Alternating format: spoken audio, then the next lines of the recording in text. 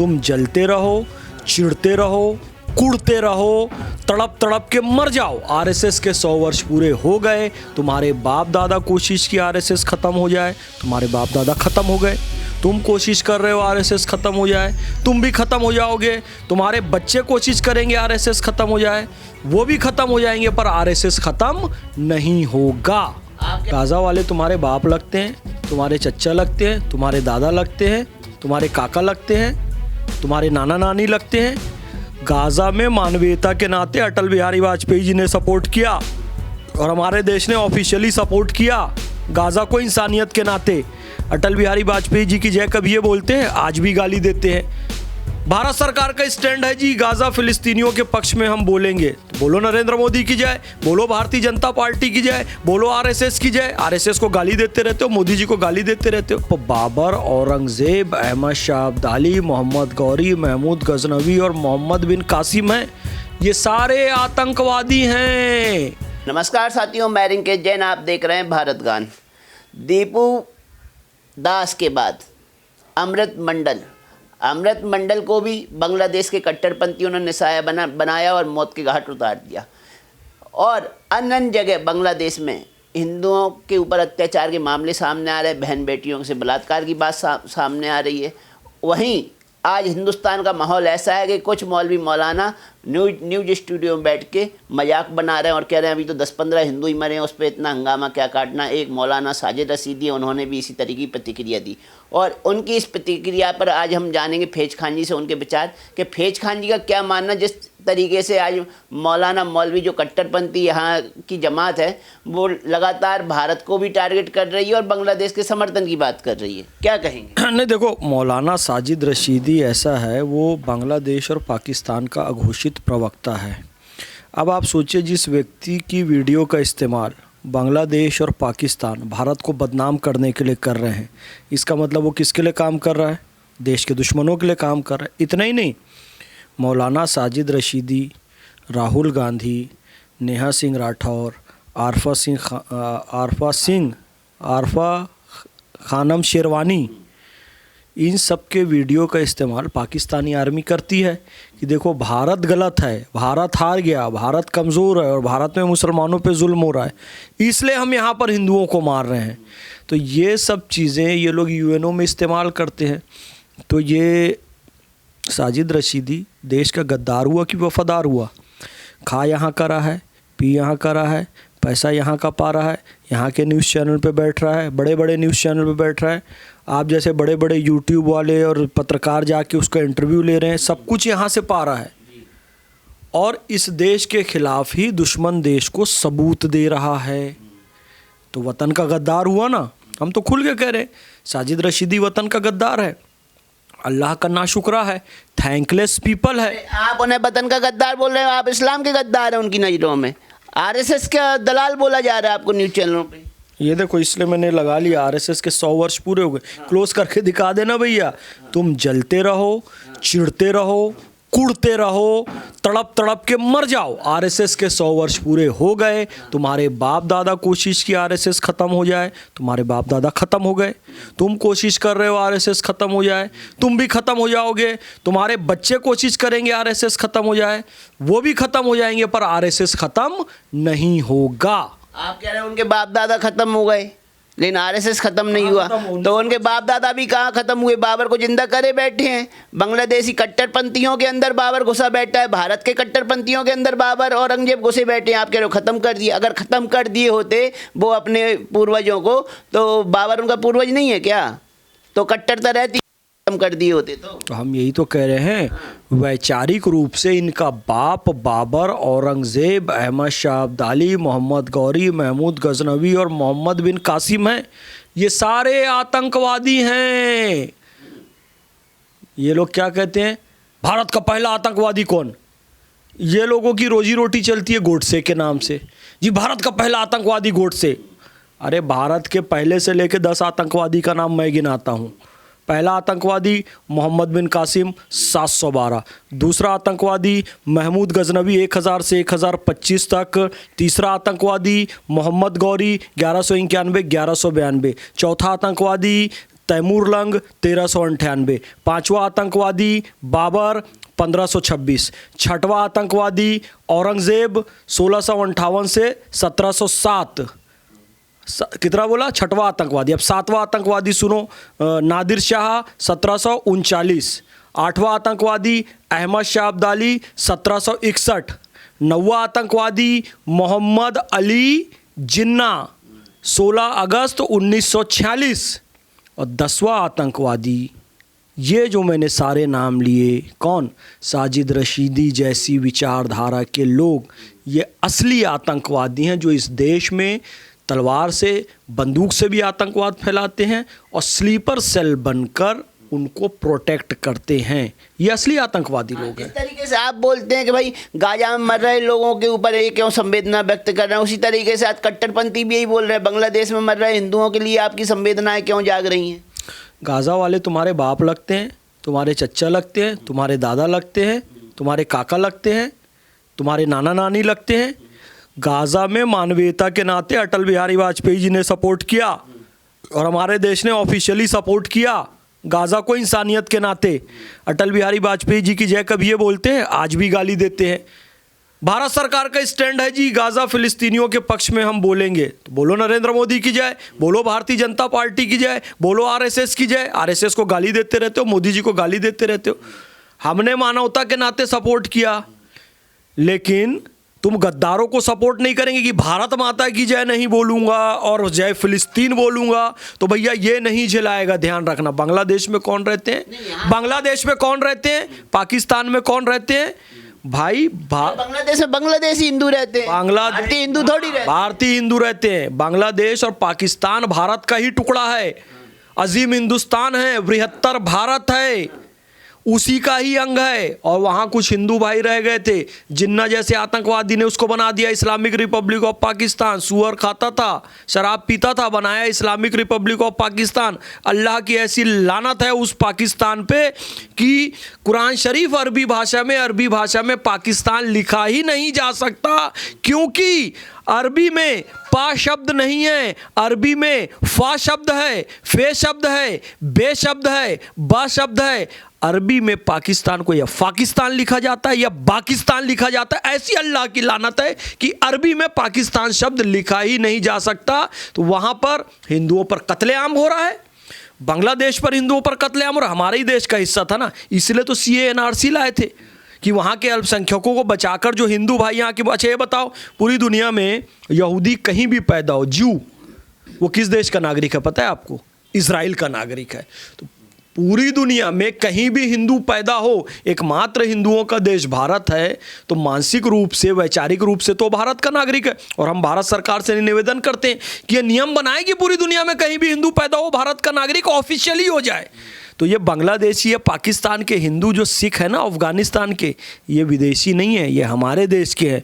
ये बताओ, अफगानिस्तान से आखिरी गुरुद्वारा भी वो आतंकियों ने ब्लास्ट किया। आखिरी गुरु ग्रंथ साहब की प्रति सिख भाई सर पे रखकर, दौड़कर लेकर किस देश में आए? पाकिस्तान गए, बांग्लादेश गए, ईरान गए, इराक गए, सऊदी अरब गए, भारत आए ना, क्योंकि भारत में गुरु ग्रंथ साहब भी सुरक्षित है, कुरान भी सुरक्षित है। अफगानिस्तान बाया भारत आने वाले पंजाबी सिख भाई बाया बाया कनाडा भी भाग जाते हैं। मैं यही तो कह रहा हूं ना, भारत भूमि है जो सबको अपना आधार दे रही है। भारत भूमि जो है, आधार कार्ड नहीं देगी भैया, जिसको ऑफिशियली देना चाहेंगे हम उसी को देंगे, आधार देगी। यानी हर धर्म को बेस जो है ना, वो भारत भूमि ने दिया है।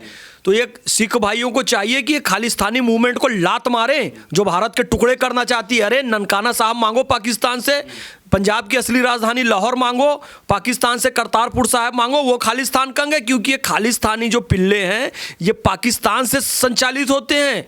ये लश्कर तोयबा, जैश मोहम्मद के जो सुअर हैं ये पाकिस्तान से संचालित होते हैं। ये सब आतंकवादी संगठन है, हरामखोर लोग। भारत का हिस्सा लेकर उसको आतंकवाद का गढ़ बना दिया, पाकिस्तान को, हिंदुओं को मार रहे हैं। और तो क्यों नहीं हम उनको यहाँ पर, अब पाकिस्तान के दिन गए, अब बलूचिस्तान अलग देश बनेगा, सिंध अलग देश बनेगा, पीओके अलग बनेगा, और बांग्लादेश में भी ना जितने हिंदुओं को लाना है ले आए, बांग्लादेश को भी तोड़ के हिंदुओं का एक अलग देश बनाएंगे। बहुत हो गई इनकी अति माइक्रो क्रेडिट वाला मोहम्मद यूनुस, छोटा ही सोच रख सकता है तू। आप कह रहे हैं बांग्लादेश को तोड़ देंगे, वहाँ तो कट्टरपंथी हिंदुओं को तोड़े दे रहे हैं। अमृत मंडल को मार दिया, वो भी एक, और प्रधानमंत्री सफाई दे रहे हैं कि अमृत मंडल तो एक गैंगस्टर था, अवैध वसूली करता था, इसलिए उसको मारा गया है। देखो, बांग्लादेश में जो कुछ भी हो रहा है वो एक मजहबी कट्टर मानसिकता के कारण हो रहा है।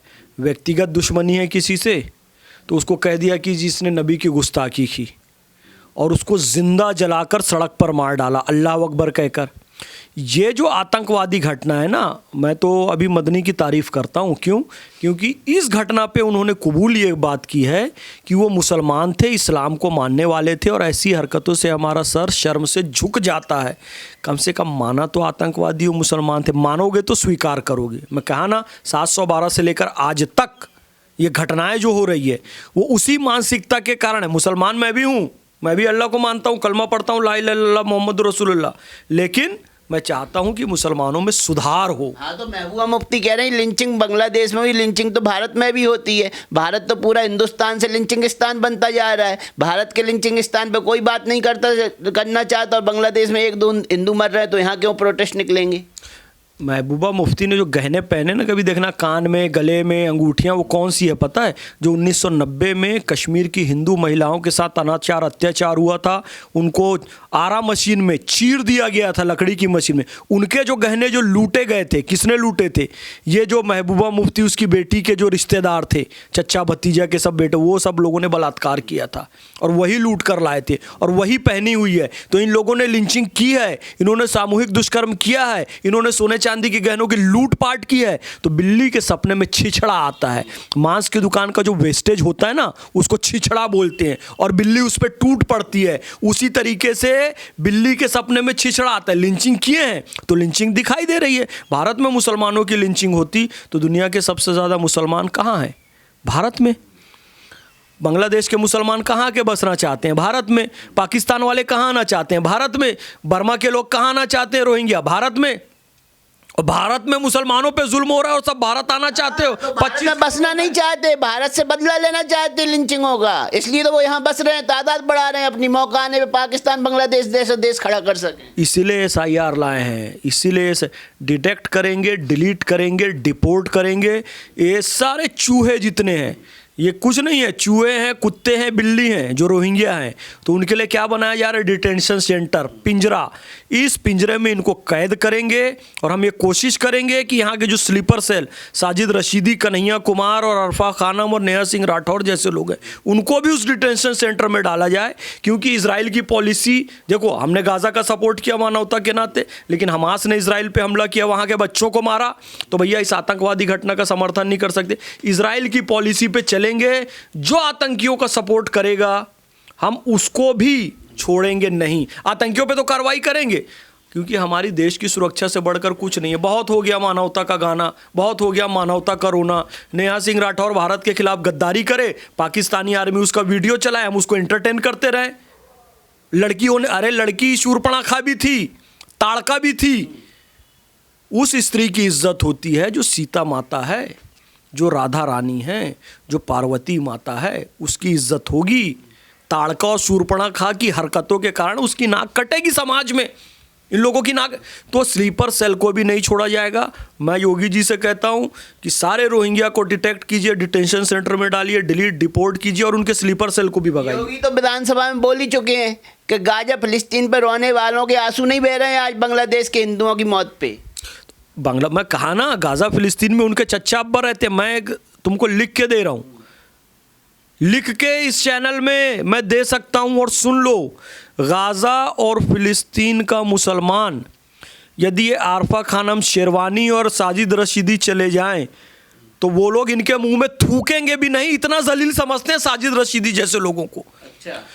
थूकने से इनके मुंह में उनका थूक नापाक हो जाएगा, ये साजिद रशीदी जैसे और आरफा खानम के मुंह में थूक देंगे अगर तो। और ये लोग उनको लेके ढोल नगाड़ा लेके नाच रहे हैं, वहां जुल्म हो रहा है, अत्याचार हो रहा है। अबे तुमको मुसलमान समझते ही नहीं है, और तुम्हारे में इतना दम है तो जरा एक बार यूएई चले जाओ, एक बार सऊदी चले जाओ, किसी गल्फ की मुस्लिम कंट्री चले जाओ जी, मैं फिलिस्तीन के पक्ष में नारे लगाऊंगा, उनके सपोर्ट में बात करूंगा, वहां की पुलिस इतना मारेगी, मार मार के तुम्हारी ग्लूटस मैक्सिमस मांसपेशी लाल कर देगी, लाल तोड़ देगी। ऐसी कौन सी गंदगी लेके फिर रहे हैं आरफा खानम और साजिद रशीदी जो उनके ऊपर थूकेंगे भी नहीं पाकिस्तान यूएई के लोग? वो अपने वतन के गद्दार हैं भाई। यहाँ से जो मुसलमान आतंकवादी बन गए, ISIS में चले गए, टट्टी धुलवाते हैं उनसे आतंकवादी, अपनी शौचालय धुलवाते हैं उनसे अपना। कौन? हम धर्म के इस्लाम के लिए लड़ने जाएंगे, ISIS में बढ़ते। अबे साले तू अपने वतन से गद्दारी करके आए 2 कौड़ी के, तेरे को ISIS इंटरटेन करेगी, तेरे को टट्टी धोने में लगाएगी। और ये इनके साथ वो 377 तो बंद हो गया वाला केस करते हैं। जैसे ही इंडिया का कोई आतंकवादी बनने जाता है ISIS में, पहले तो उसको पलटाते हैं। कहना नहीं चाहता, धुरंधर फिल्म में ऐसी हरकतें करने की कोशिश वो लोग करते हैं, देखना, क्योंकि उनकी हरकतों को दिखाया गया है, वहाँ पे दिखाया गया है कि इस मानसिकता के लोग हैं, उनसे शौचालय साफ कराएंगे, 377 वाला अप्राकृतिक कृत्य करेंगे, गए थे इस्लाम जिंदाबाद आता। हट साले वतन के गद्दारों, सुनो, ये वतन के गद्दार को क्यों फिलिस्तीन इंटरटेन करेगा, आरफा खानम और साजिद रशीदी को? भारत की नाली में गंदगी खाने वाला जानवर कौन सा है पता है? नाम पता है ना? मैं नाम ले, अरे मैं क्या सुअर, तुम मुंह खुलवाते हो, इशारे से नहीं समझ सकते? उसमें जो सबसे मोटा हो जाता है खा खा के, गंदगी खा खा के, उसकी शक्ल किससे मिलती है बताओ? ये जो तुम इंटरव्यू लेने जाते हो कुछ गद्दार मौलानाओं का, उसमें से एक जो सबसे मोटा वाला है, उसकी शक्ल मिलती है कि नहीं उससे? अब तुम समझ जाना, उसके चेहरा लगा देना कौन है। मेरे साथ टीवी डिबेट में भी बैठता है। अबे भारत की नालियों की गंदगी खा खा के इतना मोटा गया है और भारत से ही गद्दारी कर रहा है। इसको हम थोड़ा अच्छा खाना दे देंगे तो क्या करेगा सोचो? फिलिस्तीन में अत्याचार हो रहा है, भारत माता की जय नहीं बोलूंगा, हिंदू मर रहे हैं तो क्या हुआ, 8-10 मरे हैं, और तुम भी सावधान रहे ना, तुमको भी गिन रहा है वो कि अभी तो 8-10 मरे हैं। क्या होता है 8-10 हिंदुओं का खून पी के उस शैतान का पेट नहीं भरा है साजिद रशीदी का? कहे जिनोसाइड ने 1-2 लाख मरना चाहिए, करोड़ों मरना चाहिए, उसमें तुम भी आते हो, सावधान रहना। जाते हो ना इंटरव्यू करने वहां पर, जो आ रहे हैं मैं सबको सावधान कर रहा हूं। बड़ा घुस के घर में माइक उसके मुंह में घुसा के किस दिन तुम्ही को अंदर घुसा लेगा, पता भी नहीं चलेगा। आप कट्टरपंथियों का इतना विरोध कर रहे हैं, जैसा का विरोध कर पाएंगे? BCCI ने IPL में बांग्लादेश का खिलाड़ी खरीद लिया KKR ने, शाहरुख खान की टीम ने। अब निकाल दिया हो तो बात अलग है, खरीदा था ना मुस्तफिजुर रहमान को। तुम बहुत नादान बालक हो, तुमने अटल जी की पंक्तियों को सुना नहीं? पार्टियां आएंगी जाएंगी, सरकारें आएंगी जाएंगी, देश रहना चाहिए। भाजपा या कांग्रेस का प्रश्न नहीं है। तो देश रहने के लिए जैसा ने इतनी छूट दे दी BCCI को, IPL की टीमों को, के गद्दारों को भी खरीद लो। सुनिए, भाजपा या कांग्रेस का प्रश्न नहीं है और RSS का भी प्रश्न नहीं है। अटल जी ने एक बात कही थी, भारत में सेक्युलर मूल्य यानी सर्वधर्म समभाव वाले मूल्य हैं, ये RSS या BJP के कारण नहीं है, ये हिंदू के सोचने का तरीका है। वो इस बात पर विश्वास रखता है कि मंदिर, मस्जिद, चर्च, गुरुद्वारे, पैगोडा, मोनेस्ट्री, सबके माध्यम से ईश्वर तक पहुंचा जा सकता है। ये हिंदू के सोचने का तरीका है। वो महावीर की पूजा करे, बुद्ध की पूजा करे, राम की पूजा करे, अल्लाह की पूजा करे, किसी की करे, ये हिंदू के सोचने का तरीका है। और ये RSS या BJP के कारण नहीं है, ये हिंदू के सोचने का तरीका शुरू से है। सुनिए, अब जो है ना, पार्टीगत बात इसलिए मैं नहीं करूँ, आप सोच रहे हो जय शाह भाजपा का है, अमित शाह जी का बेटा है, नहीं। कोई भी यदि गलत करता है तो हम उसका विरोध करते हैं, और हमारे विरोध के कारण ही मुस्तफिजुर रहमान के खिलाफ मैंने कितने वीडियो बनाए, कितने आर्टिकल लिखे, देखना कि इसे बाहर निकालो। हमें एक भी बांग्लादेशी प्लेयर इस देश के IPL में नहीं चाहिए, हमको एक भी पाकिस्तानी प्लेयर नहीं चाहिए। वो लोग हमारे देश में आतंकवाद फैलाते हैं, हमारा रुपए लेकर जाकर वहाँ हिंदुओं को मारेंगे, हमारे देश के खिलाफ प्रोपेगेंडा चलाएंगे, एक भी नहीं चाहिए, ख़त्म बात। तो आखिरी सवाल मेरा ये कि अब सरकार के पास क्या इलाज है बांग्लादेश जैसे लोग देशों का और कट्टरपंथियों? देखिए मेरा तो यही कहना है, बांग्लादेशियों को सबसे पहले सारी ऐड बंद कर दी जाए। जब वो महामारी फैली 2020 में, हमने वहाँ पर बहुत सारी एम्बुलेंस भेजी, दवाइयाँ भेजी, टीके भेजे, लेकिन क्या किया? अभी उन लोगों ने उसमें जो तिरंगा बना हुआ था उस तिरंगे को जूते से मारा। तो इनको तो सारी ऐड बंद कर देना चाहिए, है ना। फिर दूसरी बात, अब हमको ये करना चाहिए कि हमारी जो गुप्तचर एजेंसी है उनको चाहिए कि अब वहाँ जाकर बांग्लादेश को दो फाड़ करने की कोशिश करें और भारत सरकार उसमें ऑफिशियली समर्थन दे और हिंदुओं के लिए अलग नहीं। क्योंकि यार ऐसा थोड़ी होता है यार, हमारे देश का बड़ा हिस्सा था पाकिस्तान बना लिया, इस्लामिक रिपब्लिक ऑफ पाकिस्तान, फिर बांग्लादेश बना लिया हमारे देश। अब वहाँ हिंदुओं को मार रहे हो, हम हिंदुओं को यहाँ ला लें। अब हिंदू रहेंगे, सिख भी रहेंगे, सब रहेंगे, लेकिन उसी हिस्से को तोड़कर हम हिंदुओं को देंगे, फ्री नेशन बनाएंगे। अब इनको टुकड़ा काट काट के देश का नहीं देते जाएंगे, समझ जाना, यही पॉलिसी है।